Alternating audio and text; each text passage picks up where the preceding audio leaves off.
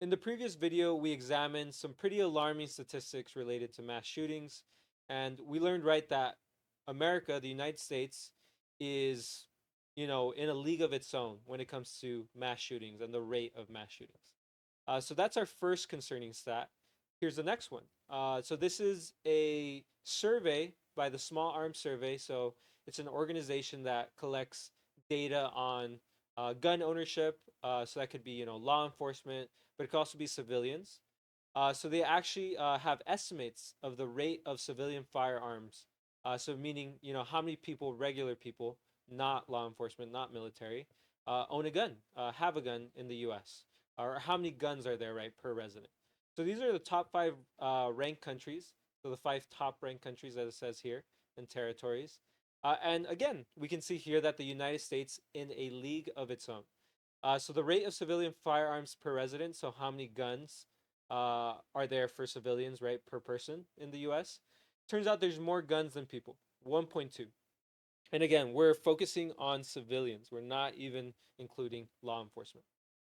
The next closest country is Yemen with 0.5, Montenegro 0.4, Serbia 0.4, and then Canada at 0.3. So no country even comes close. And as we can see, right, varying different contexts, right? Montenegro, Serbia, Canada, all radically different countries. Yemen, of course, another example of a radically different country to the U.S. I would argue Montenegro, Canada, right, closer to the U.S. in terms of context. Yemen, for example, is in a state of ongoing conflict and instability.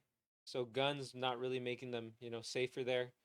Yemen is one of the poorest countries in the world, while U.S. is literally the richest.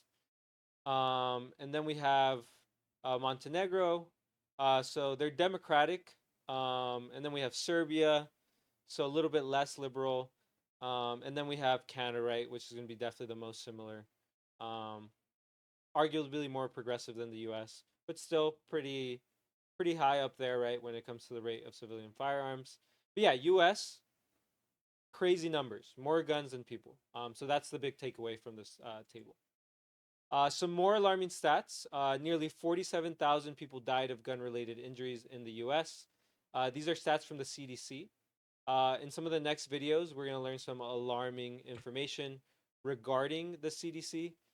So, even their ability to study gun statistics is severely hampered by certain interest groups, right? So, some people are kind of toying with politics and toying with our access to information, but we'll cover that in the next videos. But yeah, 47,000 people.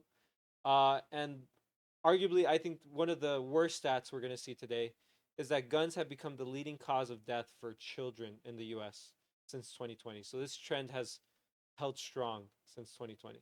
Again, data from the Centers for Disease Control and Prevention. Yeah, just honestly, just the worst statistic you can think of.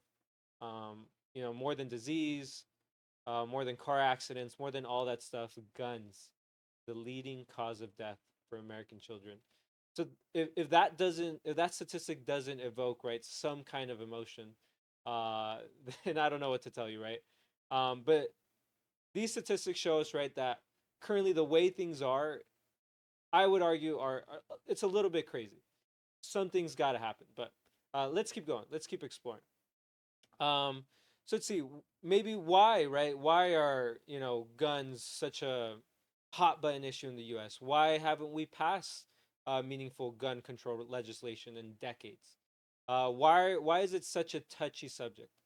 Well, let's see. So we have some statistics on lobbying. So lobbying is when you spend money, right, on politicians, on campaigns, trying to get your special interest passed. If you care about an issue a lot, you can pay politicians, you can fund their campaigns, you can make donations to basically say, hey, I want you to vote, I want you to write legislation that's favorable to those issues and the way that I see those issues. So this is very common in the U.S. lobbying, which is a whole issue on its own. I would argue this is the reason why things are so messed up in this country because a lot of times you can buy the outcome, right, of politics. I took an American political parties class at UCLA. And I learned that when you follow the money in a lot of elections, at a very high rate, in fact, the majority of the time, when you found the candidate who's over fundraised, right? The candidate who raised the most funds, that's typically the candidate that wins the election. So money has a big role in politics in the U.S. And statistics like that, right, prove that. But more than anything, right, is how much money is being spent. Now we're gonna look at the NRA. Their spending is actually not that big compared to other organizations, but we're gonna see that they employ different strategies in some of the other videos. But nonetheless, they do spend a lot of money. So NRA spent $2 million on federal lobbying efforts in 2023, and then they had their political action group, the Political Victory Fund. So this is like a like a subsidiary, kind of an extra arm of the organization, really meant just for funding campaigns and lobbying efforts. So here they spent $10 million in 2024, and that money went mostly to supporting Republican candidates, and the rest went to opposing Democrats. So making sure that Democrats weren't elected. So go ahead and watch this video from last week tonight. It's gonna start somewhere in the middle of the video. That's the way I set up the timestamp. So you're gonna learn about some of the nefarious techniques that the NRA will use to make sure that gun control is not passed in the U.S. and that their industry, right, isn't affected by these kinds of policies.